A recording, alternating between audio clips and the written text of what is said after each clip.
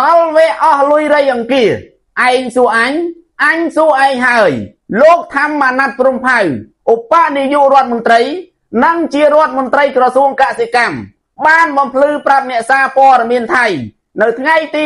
24ខែតុលាឆ្នាំ2025នេះថារឿងលុយមូលនិធិដែលកាន់ចំផ្លាងស្ថាបនិកដឹកអាចបានរៃអង្គាពីប្រជាពលរដ្ឋថៃក្នុងការធ្វើសកម្មភាពរំខានមកលើអ្នកភូមិខ្មែរហើយបាននិយាយថាលុយដែលខ្លួនបានរៃអង្គាពីប្រជាពលរដ្ឋថៃបានបង្វិលចូលមូលនិធិរបស់លោកមិនដឹងរឿងអ្វីទាល់តែសោះហើយអ្នកសារព័ត៌មានថៃក៏បន្តសួរថាចុះលុយដែលរៃអង្គាពីប្រជាពលរដ្ឋថៃឥឡូវនេះបង្វិលទៅបុគ្គលណាវិញលោកធម្មអាណត្តិព្រំផៅបានបញ្ជាក់ថារឿងលុយរៃអង្គាទេទៅនរណាលោកមិនដឹងអ្វីទាំងអស់ហើយលោកក៏មិនជាប់ពាក់ព័ន្ធ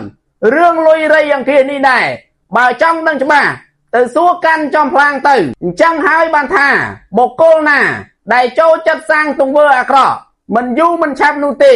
កម្មពៀនឹងហុចផលហើយដូចជាកាន់ចំផ្លាងស្ថាបនិកដឹកអាចឥឡូវនេះកំពុងតែយីអ៊ុនដាក់អរិយជនខ្លាំងមែនទែនហើយ